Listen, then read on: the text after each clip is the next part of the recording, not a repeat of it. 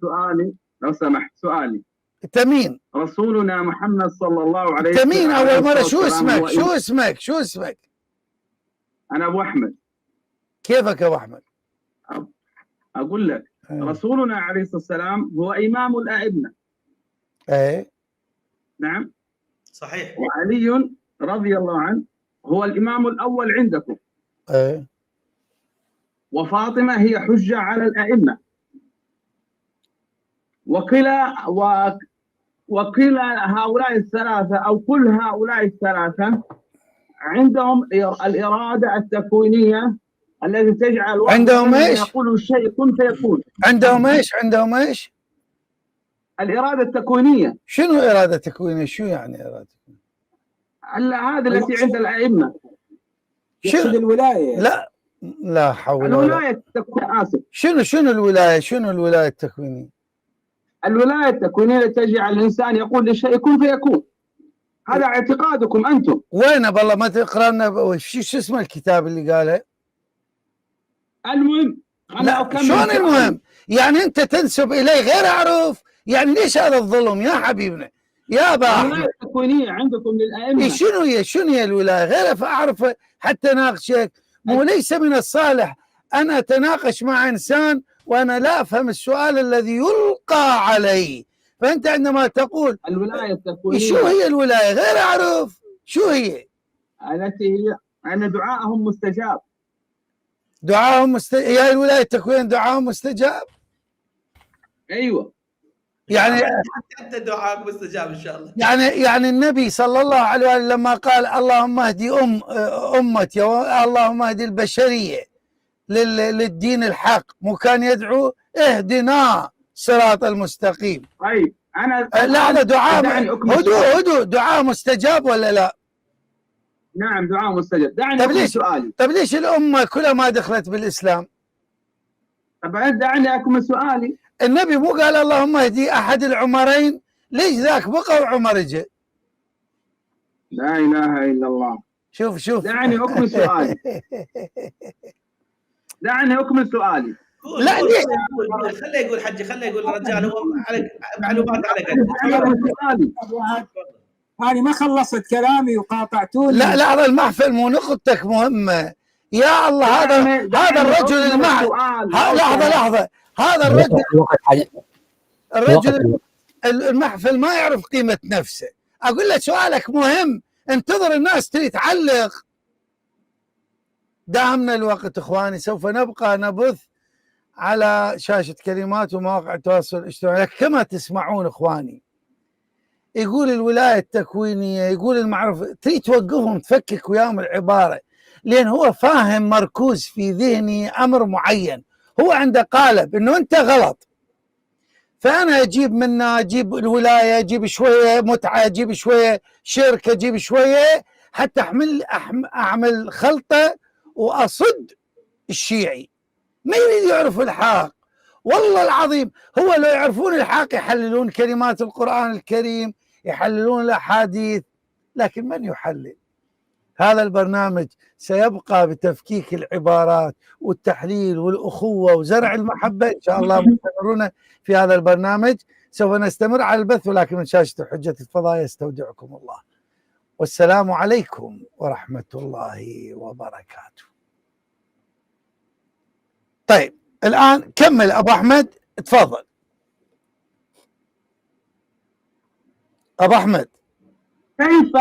سؤالي كيف استطاع عمر بن الخطاب، الرجل الخائف الجبان الذي على كما تزعمون يخاف أن يقاتل، كيف استطاع أن يتغلب على هؤلاء الثلاثة وهو ليست لديه الولاية التكوينية؟ لا، عمر له الولاية التكوينية. من قال لك أنه ليست له الولاية التكوينية؟ كيف وهو عندكم كافر؟ كيف استطاع عمر عنده الولاية التكوينية يا رجل. من قال لك أن عمر ليست له ولاية تكوينية؟ يا رجل أنا أقول كيف استطاع أن يتغلب على رسول الله وعلى علي وعلى فاطمة وهم أفضل الأئمة عندكم؟ كيف استطاع؟ لا، عمر أيضا له ولاية تكوينية. صعد المنبر وتكلم مع سارية. أنا سؤالي وخاطب نهر النيل برسالة بعثها له هكذا. كيف ليست له ولاية تكوينية؟ بل ويقول في مفتاح السعادة دار السعادة لابن القيم الجوزية، يقول: فإذا كانت هذه موافقة عمر لربه في شرعه ودينه ينطق بالشيء فيكون هو المأمور المشروع. عمر ينطق بالشيء فيكون هو المقضي المشروع، فكذلك لا يبعد موافقته له تعالى في قضائه وقدره. ينطق بالشيء فيكون هو المقضي المقدور. هذا عمر. هذا كتاب سني. عمر ينطق نعم. بالشيء فيقول له كن فيكون. الله هذا أكبر. كتاب مفتاح دار السعادة لابن القيم الجوزية في سني المجلد الأول. سني. هذا وين مطبوع؟ لحظة أخونا ذو الفقار، سني. خلينا نعرف شو القضية. نعم، مؤسسة سليمان بن عبد العزيز الراجحي خيرية. بالله اقرأ لنا الخير اللي أعطونا إياه. الخير سمعوا إخواني الخير. إيه يقول: وكثير ما يجري مثل هذا لمن هو دون عمر بكثير، فكيف بالمحدث الملهم الذي ما قال لشيء إني لأظنه كذا إلا كان كما قال، وكان يقول للشيء ويشير به فينزل القرآن بموافقته. ما شاء الله على النبي عمر. فإذا نزل الأمر الديني بموافقة قوله فكذلك وقوع الأمر الكوني القدري موافقا لقوله. عمر يقول للشيء كن فيكون، إلى أن يقول: وفي الصحيحين عن عمر: وافقت ربي في 3، في مقام إبراهيم وفي الحجاب وفي أسرى بدر. وفي صحيح البخاري عن أنس قال عمر: وافقني الله في 3، أو وافقني ربي في 3. أعوذ بالله. لحظة، الله وافق عمر؟ نعم، من فوق 7 سماوات الشاب الأمرد يوافق عمر. يعني عمر يقول شيء والله يقول خلاص، اللي يقول عمر هو يمشي. نعم، عمر ينطق فيقول الله خلاص هذا الذي قاله عمر هو الصحيح، انزلوا هذه الآية تفضلوا، ثم تنزل الآية مباشرة موافقا لقول عمر ليس للنبي، لا أبدا، مثل آية الحجاب. إلى أن يقول: فإذا كانت هذه موافقة عمر لربه في شرعه ودينه ينطق بالشيء فيكون هو المأمور المشروع، فكذلك لا يبعد موافقته له تعالى في قضائه وقدره. ينطق بالشيء فيكون هو المقضي المقدور، فهذا لون والطير لون. إذا عمر له ولاية تكوينية، فكيف تقول أن عمر ليست له ولاية تكوينية وهو كلم سارية الجبل ورسل نهر النيل؟ هذا أخونا ذو الفقار. لحظة، رجعها لحظة، خل نعرف شنو هذا. معقولة يعني الآن يقول هو المأمور المشروع، يعني هذا واجب شرعا، واجب. يقول مأمور المشروع يعني أستاذ واحد عيني، هذا رأي شخص. ابن قيم الجوزية بيش الحجة؟ يعني إذا كان القول كفري يعني احنا شو نسوي له؟ حجة علينا. إيه، مو أنا ليش قلت لك كلامك؟ شوف أنا ليش أفرح من أمثالك موجودين لين ينتفض. شوف الآن قال هذا كلام ابن القيم كلام كفري. يا أخي أبو أحمد، يا أبو أحمد انتفض. يقول لك ابن القيم كلامه أنه يقول لله يا الله افعل فيفعل. أنا أريد جوابكم أنتم. معقولة؟ جوابكم أنتم. هو احنا ابن القيم، أنا ابن القيم. أريد جوابكم. أنا ابن القيم. كيف استطاع؟ أنا ابن القيم. كيف استطاع أن يتغلب؟ لأن استطاع، لأن هو يقول له الله والله ينفذ، هكذا استطاع. ايش فيك أنت؟ الأخ ما فاهم شيء. أستاذ وعد، الأخ ما فاهم شيء. أنا أعتقد أنه أنت هدفك أطعن بهذا الحديث يا أستاذ وعد. أنا أطعن بحديث الرزيل، لأنه ما معقول أنه النبي صلى الله عليه وسلم يستجيب لقول شخص وهو القائل: لو وضعوا الشمس في يميني والقمر في يساري على أن أترك هذا الأمر ما تركته حتى يظهره الله أو تمضي هذه السالفة. ليش ما تنتفض؟ وبعدين يستجيب الآخر أيامه ويسكت عن كتابة كتاب. ليش أخونا المحفل ليش ما تنتفضون على السلفية الوهابية الكذا والمخالف؟ ليش ما تقولهم هذا الحديث كذب؟ ترى ملينا، والله ملينا. انتفضوا يا أستاذ وعد. أنتم على كل السنية والشيعية. انتفض أبو عبد الملك، انتفض عليه. تكذبون. لا، الشيعية هنالك محاسن أكثر. أبو أحمد أنت مو شفت الكتاب موجود على الشاشة؟ نعم. ليش تضربني بالرشاشة؟ إذا الكتاب على الشاشة أنت ليش موجه عليه الرشاشة؟ توجهها على ابن القيم. ابن القيم وجه كله.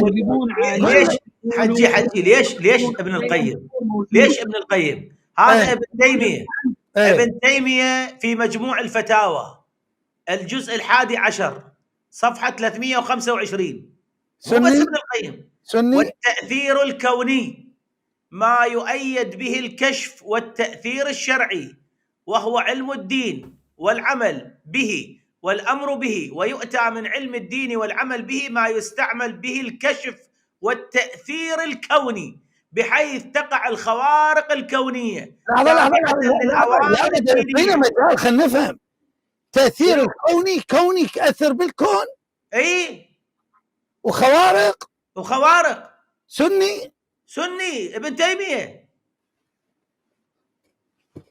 لاحظ، أو أن تخرق له العادة في الأمور الدينية بحيث ينال من العلوم الدينية ومن العمل بها ومن الأمر بها ومن طاعة الخلق فيها وما لم ينله غيره في مضطرد العادة، فهذه أعظم الكرامات والمعجزات، وهو حال نبينا محمد صلى الله عليه وآله وسلم وأبي بكر وعمر وكل المسلمين. عمر يعني يخرق الكون، يخرق عمر. تأثير كوني. هذا ابن تيمية. يا رجل يا وعد، هذا أبو أحمد تقول لي ليش تقول لي ليش؟ اي انا جوابي تقول ليش عمر فعل هذا؟ لأن عنده تأثير كوني فاستطاع أن يغلب هؤلاء عندكم. طيب دعني أتكلم. سني، كلام سني. أتكلم الآن. كلام سني لو كلام شيعي؟ نعم كلام سني. تفضل. دعني أتكلم. الصحابة وآل البيت كانوا يدا واحدة، كانوا على محبة. شلون يدا؟ لحظة راح للعرس والزواج. لك شلون دين اللي يثبت بعرس أهل العرس والجماعة أنتم؟ يعني معقولة أهل الزفة والجماعة؟ مو تقول لي أبو عبد الملك ليش تتكلم؟ لماذا لا تتعدد؟ مو تقول لي يقول لك يدا واحدة. أبو عبد الملك